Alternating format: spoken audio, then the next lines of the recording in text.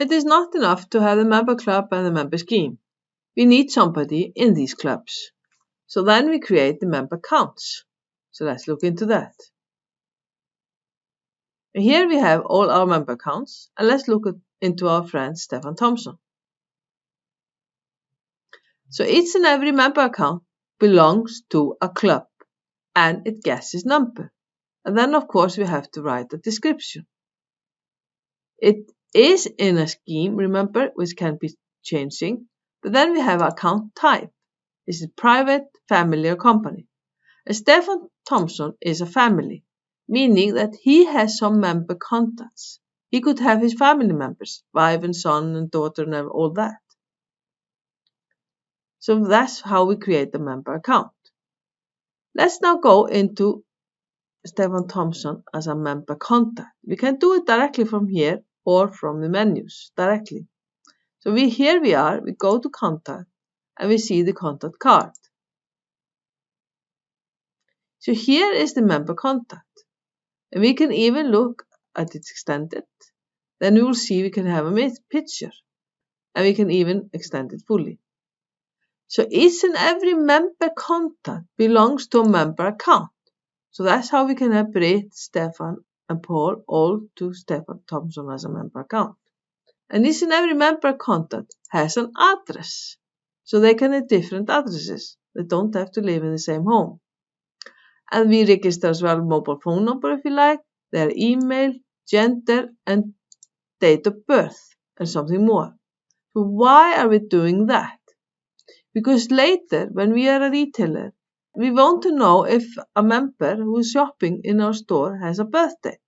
So if he has a birthday, we might have an offer going on. You will get 10% discount of our items. Or we will give you coffee and cake in our cafeteria. There are all kinds of possibilities by that. Why do we register the address, the postcode? Well, later we would like to give offer all those who live in London next week. They will get a free coffee when they come and shop. Or all those who live in France. Or all those who live in this neighborhood. So we can do offers depending on the attributes that are part of the member contact and the member account.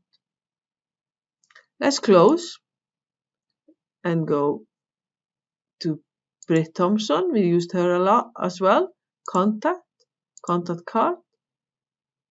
Here you see we have registered her information as well.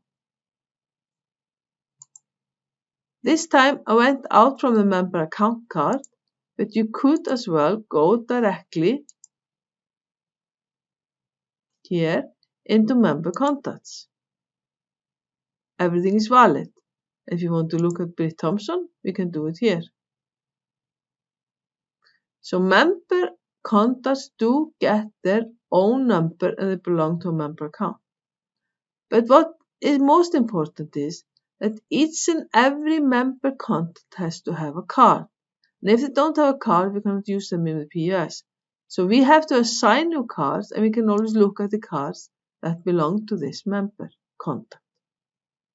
So you see card number 1003 is for Britt Thompson. If we go back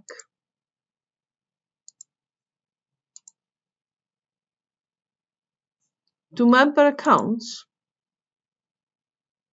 and go back to Stefan Thompson, you will see that we can see all the cards that are connected with this member account. So these are 3 cards for the 3 member contacts belonging to this member account. And we'll be using, Stefan, remember, 10001. The benefit of having whole family on one member account, what is that? What are you thinking about? Do you have an idea?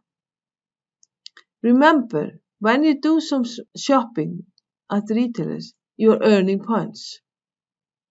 And the benefit for the family to be earning the same member account, then it's more likely that people will gain more points, right?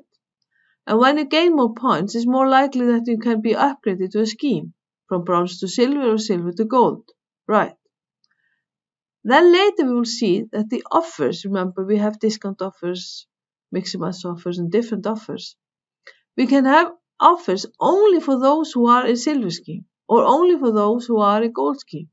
So we can base offers not only on what we talked about before, on the attributes belonging to a member, where they live, or if they have birthday today, but also depending on the scheme. So that's one of the benefits of having a family together to collect points to the same member account.